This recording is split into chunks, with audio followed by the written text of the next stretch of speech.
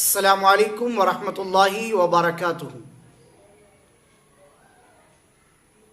محترم ناظرین، محترم سامعین، آج کچھ اہم چیزوں کی طرف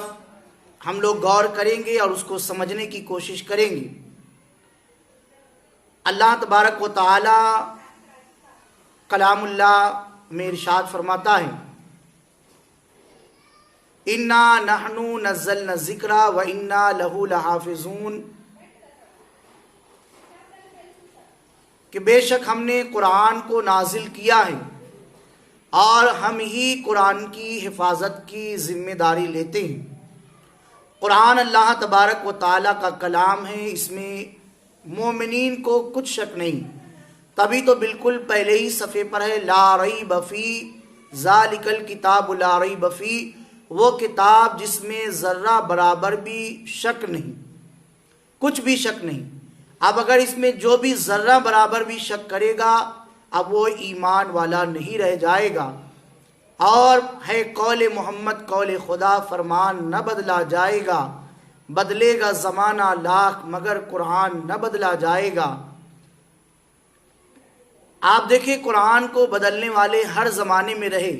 وہ بدل گئے، وہ مر گئے، سڑ گئے، ان کا کوئی نام لیوا نہیں، ان کا کہیں کوئی پتہ نہیں۔ اسی طریقے سے آج بھی جو قرآن پر اعتراض کر رہے ہیں، قرآن کی آیات پر اعتراض کر رہے ہیں اور قرآن کو تحریف کی بات کر رہے ہیں، رد و بدل کی بات کر رہے ہیں، تو وہ ایسے بدلے کہ اب وہ ایسی جگہ جا کر پناہ لیے ہیں کہ جو جگہ ان کے لیے پناہ کی بھی نہیں ہے۔ کہتے نہ پہنچی وہیں پہ خاک جہاں کا خمیر تھا۔ اور مسلمان ہونا آسان کام نہیں ہے، یہ شہادت گئے الفت میں قدم رکھنا ہے۔ لوگ آسان سمجھتے ہیں مسلمان ہونا، ایک پاکھنڈی، مردود، ملعون، جس نے قرآن پاک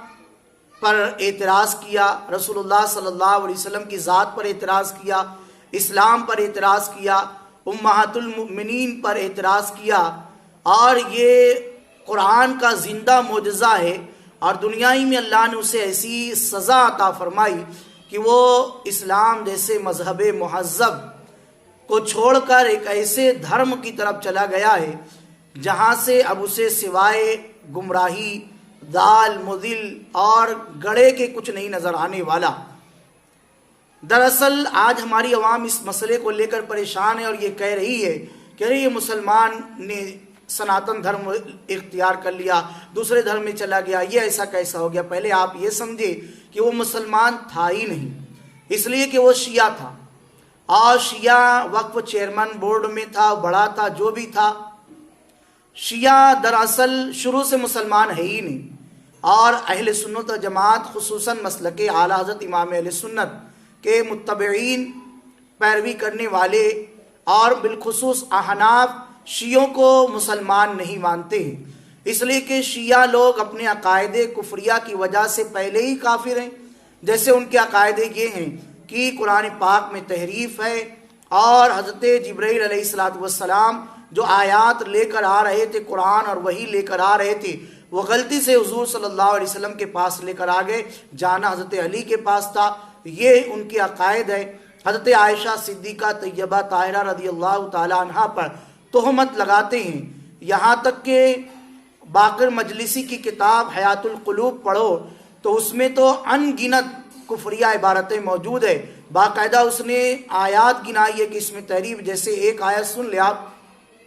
ان اللہ اصطفی آدم و نوحا وآل عمران، قرآن پاک کی آیت ہے کہ بے شک اللہ تبارک و تعالیٰ نے پوری دنیا میں آل عمران کو، نوح کی آل کو، ابراھیم کی اولاد کو خاص کر لیا، چن لیا۔ تو اب انہوں نے آگے بڑھا دیا کہ آل محمد بھی ہے وہاں، جبکہ ایسا نہیں ہے۔ اور ایک ہے انا علینا للہدی، تو انہوں نے انا علیین کر دیا، وہاں علیون کر دیا۔ اس طریقے سے بے شمار آیت، ڈسکرپشن میں وہ کچھ آیتیں اور کچھ حوالے موجود ہیں، آپ اسے دیکھیں اور آپ پڑھیں۔ تو یہ پہلے ہی سے یہ شیعہ تھا، کافر تھا، مسلمان نہیں تھا۔ تو اب اگر یہ سناتن دھرم میں چلا گیا ہے، جسے waseemRizvi، اور اس کا نام تو جیتندر تیاگی ہو گیا ہے، تو یہ اگر دوسرے مذہب کے اندر چلا گیا ہے تو اب وہ مسلمانوں کو پریشان ہونے کی ضرورت نہیں ہے، اس لیے کہ یہ تھا ہی یہی کہ بے شمار ایسے لوگ اب بھی موجود ہیں جو نام کے مسلمان ہیں لیکن ان کا کام اسلام کے خلاف ہے۔ آپ ہم فرے کے اعترافات لارنس آف عربیہ کو پڑھیں، جب آپ اس کو پڑھیں گے تو آپ کو پتہ چلے گا کہ مسجدوں کے مصلوں پر اور درسگاہوں کی درسگاہ میں اور دارالافتاء کے مفتی ایسے تھے جن کا جبہ قبہ چہرہ داڑھی بولنا چالنا عربی تھا، سب کچھ عربی تھا، لیکن حقیقت میں یہ دل سے یہودی عیسائی اور نصرانی تھے، جسے مستشرقین کہا جاتا ہے۔ تو مستشرقین یورپ نے پوری دنیا میں یہ جال پھیلا کر رکھا تھا کہ انہوں نے مصلوں پر قبضہ جما لیا، امامت کر رہے تھے، لیکن حقیقت میں وہ امام نہیں تھے، دل سے وہ عیسائیت کی یہودیت کی تعلیم دے رہے تھے۔ اور اس طرح کے نام لینے والے آج بھی ہیں۔ نام پہلے تو وہ نام لے کر مسلم نام لے کر مسلمانوں کے خلاف بول رہا تھا، یہ بڑا اچھا ہوا کہ آج اس کو غیر مسلم نام بھی مل گیا، اب اس میں مسلمانوں کو امتیاز کرنے میں آسانی ہو جائے گی۔ پہلے تو لوگ اسے ہوا دیتے تھے کہ مسلمان ہو کر یہ کہہ رہا ہے، اب تو وہ اسی میں چلا گیا، اسی کے اعتبار سے وہ گفتگو بھی کرے گا، اسی کے اعتبار سے وہ بکواس بھی کرے گا۔ ہمیں بالکل ایسی بکواسوں پر دھیان نہیں دینا ہے، جہاں تھا جیسا تھا ویسا ہی چلا گیا۔ یہ قرآن کا زندہ معجزہ ہے۔ اللہ تبارک و تعالیٰ نے ہمارے ایمان کو اور مزید تقویت اور قوت عطا فرمائی کہ جس نے قرآن کے خلاف زبان نکالی اور جس نے حضور صلی اللہ علیہ وسلم کے خلاف زبان کھولی اور جس نے امہات المؤمنین کے خلاف زبان کھولی، اللہ تعالیٰ نے دنیا میں اسے ایسا بنا دیا کہ اب وہ مرے گا تو اسے جلایا جائے گا، لیکن ایک بندہ مومن کا انتقال ہوتا ہے تو شان سے اسے غسل دیا جاتا ہے، کفن پہنایا جاتا ہے اور اسے قبرستان لے جا کر آیات طیبات اور ذکر و اذکار کر کے دفن کیا جاتا ہے، اس لیے کہ قبر میں وہ حضور صلی اللہ علیہ وسلم سے ملاقات کرنے والا ہوتا ہے۔ مومن کو جلایا نہیں جاتا، لیکن جس نے قرآن پر اعتراض کیا، گستاخی کی، ملعون مردود نے خود سے کہہ دیا کہ میں مروں تو مجھے جلا دیا جائے، اس سے بڑا اور کیا اس پر بدبختی کا عذاب ہو سکتا ہے۔ تو بالکل نہ گھبرائے، جو تھا وہی ہوا۔ شیعہ آج بھی کافر ہیں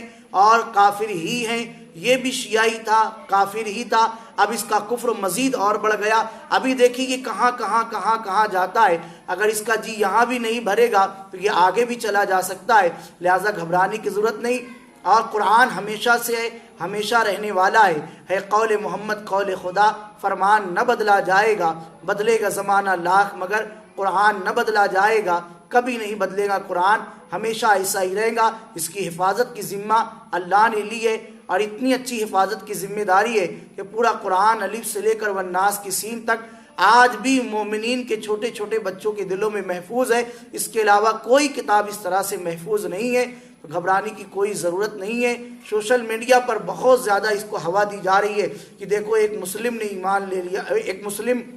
ہمارے دھرم میں آ گیا، سناتن دھرم میں آ گیا۔ نہیں، ان سے بھی گزارش ہے کہ جو اس طرح کی گفتگو کر رہے ہیں پہلے اسے پڑھیں کہ شیعہ مسلمان ہے یا نہیں۔ آپ انشاءاللہ اب اس کے بعد ایک ایسی کلپ آپ حضرات کے سامنے پیش کی جائیں گی جس میں شیعوں کے مکمل